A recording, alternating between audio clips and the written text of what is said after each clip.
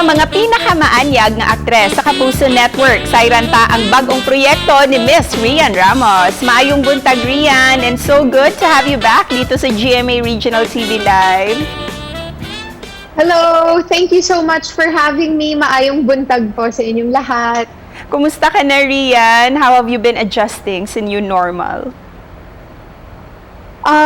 Well, to be honest, medyo challenging siya.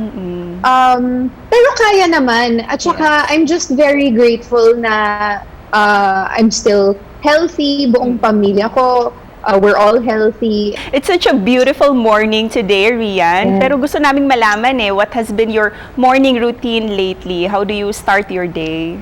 Nowadays, mga 6:30 po ako nagigising. And then, diretso coffee. Yes. Tapos, meron po akong app na audiobook siya na binabasa niya sa akin yung Bible. So, yun yung ginagawa ko habang naguhugas ng pinggan. That's good. That's good. It's a very relaxing way to start your morning. And isa din sa mga pinagkakabisihan mo ang pagbe-bake ng mga cookies. Paano ito nagsimula yung pagkahilig mo sa baking? Yung baking, ginagawa ko lang yan usually pagka Christmas. But now that it's quarantine at lagi tayong nasa bahay, yun din yung naging way ko to share with my friends. Kasi, di ba, hindi na tayo gaano ka-social katulad ng dati. So it's important to find ways to show people how you care, na naisip mo sila. Ganon. So, I do it through baking. Ganda naman. Sana din makarating yan dito sa Cebu. Padalhan kita. Thank you in advance, Rian. And ngayon, Rian, back to work ka na for a new episode ng weekly series na I Can See You. Tell us why we will be truly, madly, deadly in love with your character sa episode na to. Yung character ko dito na si Abby, very interesting siya. Meron siyang masakit na past, pero na-overcome niya yun at naging parang medyo sikat na social media influencer / vlogger, parang ganon.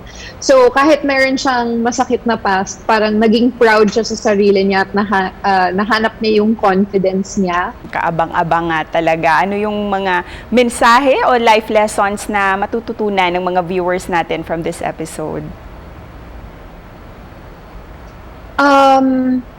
Pinapakita dito kung gaano ka importante ang friendship. So, sa part na to ng kwento, makikita natin kung paano nila, it's either i-reignite yung friendship nila or iiwan na ba nila sa ganon. So please invite everyone na abangan ang truly, madly, deadly episode ng I Can See You. Mga kapuso, we are so excited to present to you our episode of I Can See You, Truly, Madly, Deadly. Very exciting po ang kwento na to. Very suspenseful. Sana po ma-enjoy nyo itong handog namin. And thank you for sharing your happiness to us this morning, Rian. Daghang salamat. Daghang salamat din po. Ingat ka. Thank you. Thank you. Laing kulbahinam nga episode sa I Can See You series ang inyong makita, mga kapuso, ang truly, madly, deadly episode. Busa at ang ikinid din hilang sa GMA Network. More to come pa sa pagbalik sa GMA Regional TV Live.